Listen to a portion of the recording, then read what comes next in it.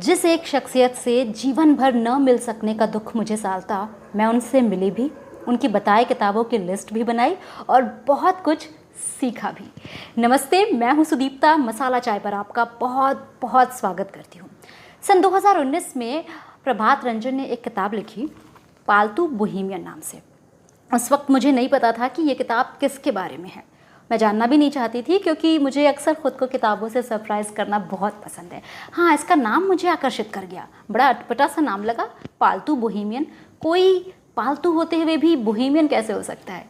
तो किताब ऑर्डर की और जैसे ही किताब मेरे हाथ में आई, मैं सन्न रह गई। ये तो मनोहर श्याम जोशी जी के बारे में है, कसब के लेखक के बारे में।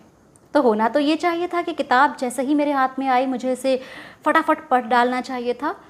लेकिन हुआ यूँ कि जब मैंने इसका पहला अध्याय, कसागो से पहले मुलाकात, पढ़ना शुरू किया, तो वो एक ऐसी फीलिंग थी जैसे आप किसी के बहुत बड़े प्रशंसक हो और वो बंदा अचानक से आपके सामने आ जाए। तो समझ में नहीं आता ना कि कहाँ से शुरू करें बात। तो ऐसे ही कुछ हालत थी। तो मैंने उस वक्त उस किताब को रख दिया, ये सोचकर कि तब तक मैं जोशी जी की अन्य किताबें पढ़ लेती हूँ, उनका साहित्य ढंग से पढ़ लेती हूँ, शायद तब ये संस्मरण पढ़ने में ज़्यादा मज़ा आएगा। ज़्यादातर लोग ऐसा सोचते हैं। तो इस किताब को मैंने बाद में पढ़ा, लेकिन क्या मेरी ये धारणा सही थी? इस किताब से मुझे कैसी रोचक जानकारियाँ मिली, क्या जचा क्या नहीं जचा, ये सब कुछ आज मैं इस वीडियो में आपको बताने वाली हूँ। पालतू बोहेमियन एक संस्मरण है। प्रभात रंजन जी ने जोशी जी के साथ एक लंबा वक्त साथ बिताया है, उनके उपन्यासों पर शोध किया है और वो अपने इन्हीं दिनों की यादों को इस संस्मरण में ढालते हैं। किताब की शुरुआत उस दिन से होती है जब पहली बार प्रभात रंजन जोशी जी से मुलाकात करते हैं। अब मनोहर श्याम जोशी उन दिनों टीवी धारावाहिक लेखन के स्टार लेखक और प्रभात रंजन एक युवा शोधकर्ता। तो झिझक और संकोच तो होना ही था, लेकिन अपने सरल और सहज स्वभाव से बहुत जल्दी उनके बीच एक मित्रवत, या कहूँ मित्र शिष्यवत रिश्ता कायम हो जाता है। वो उनको धारावाहिक लेखन से लेकर साहित्य लेखन तक से जुड़ी तमाम जानकारियाँ देते हैं, टिप्स देते हैं, छोटी से छोटी बड़ी से बड़ी बातें सिखाते हैं, शोध कराते हैं। और ये सब कुछ इस किताब में ऐसे प्रस्तुत हुआ है कि ये किताब किसी मार्गदर्शक से कम नज़र नहीं आती।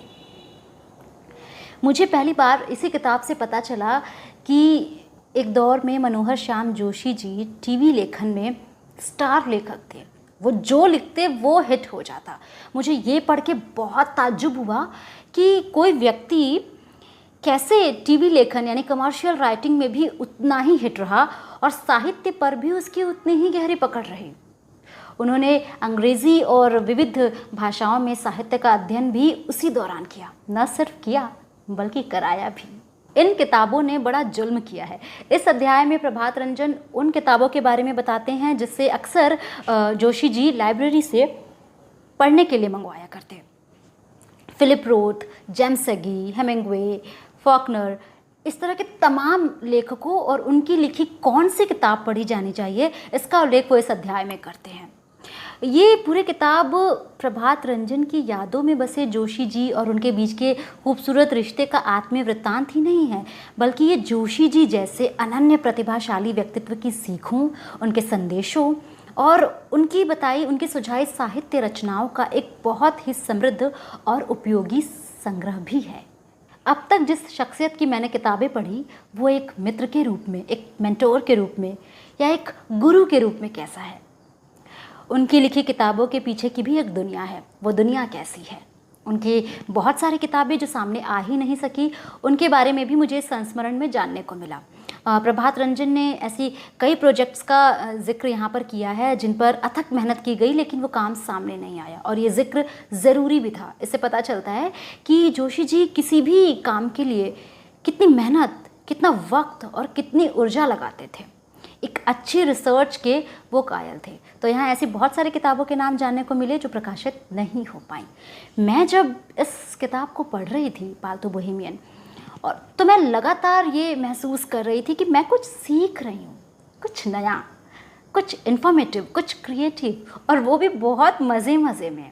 ये इस किताब की खासियत है। मैं कहूँगी कि यूएसपी है कि ये सिर्फ दो लोगों के बीच सहज स्नेह का रिश्ता ही नहीं बयां करती, न ही सिर्फ लिखने पढ़ने वाले लोगों की दुनिया के संघर्ष या उनके खट्टे मीठे अनुभव शेयर करती है, बल्कि यहाँ उस दुनिया के संघर्ष अपने विस्तार में आए हैं, उनकी सीखें और एक बनी हुई समझ भी यहाँ पर आई है।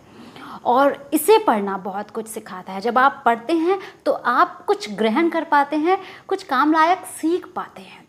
मनोहर श्याम जोशी जी को पसंद करने वालों के लिए, उनसे कुछ सीखने की इच्छा रखने वालों के लिए ये जो किताब है ये किसी खजाने से कम नहीं है।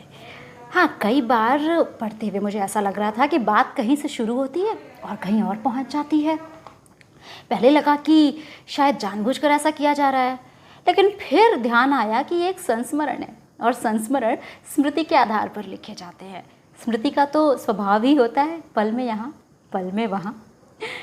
खैर, संस्मरण मैंने अब तक कई पढ़े हैं, लेकिन पालतू बोहेमियन जैसा अद्भुत और उपयोगी संस्मरण मैंने आज तक नहीं पढ़ा था। फिर ये कसब लिखने वाले मनोहर श्याम जोशी के बारे में है, तो मेरे लिए तो इसका महत्व बढ़ ही जाना था। हाँ, एक और बात, मैंने सोचा था कि जोशी जी का साहित्य ठीक से पढ़ लेने के बाद मैं ये संस्मरण उठाऊंगी, लेकिन मैंने ऐसा नहीं किया। मैंने ये संस्मरण पहले पढ़ा और इसका फ़ायदा मुझे ये हुआ कि अब मैं पहले से कहीं ज़्यादा तैयार हूँ उनकी किताबों को पढ़ने के लिए, समझने के लिए और उसका आनंद उठाने के लिए। इस किताब ने, पालतू बोहेमियन ने, मेरी एक अच्छी समझ भी डेवलप की और उनकी किताबों के प्रति रोचकता और उत्सुकता पहले से कहीं ज़्यादा बढ़ा दी है। आपका क्या विचार है? आप इसे पहले पढ़ना चाहेंगे या आप पहले उनकी किताबें? आप डिसाइड कीजिए। और अगर आपको पढ़ना है तो लिंक मैंने डिस्क्रिप्शन बॉक्स में इस किताब की दे दी है, आप वहाँ से भी ऑर्डर कर सकते हैं। अगर आप वहाँ से ऑर्डर करेंगे तो आपको कोई एक्स्ट्रा चार्ज नहीं लगेगा, लेकिन आप मसाला चाय को एक आर्थिक सहयोग छोटा सा कर पाएंगे। अगर आपको लगता है कि मसाला चाय एक अच्छा काम कर रहा है तो जाते जाते इस वीडियो को लाइक करना मत भूलिएगा, दोस्तों के साथ शेयर भी कीजिएगा और अगर अभी तक सब्सक्राइब नहीं किया है तो लाल रंग के बटन पर क्लिक करके सब्सक्राइब भी कर लीजिएगा।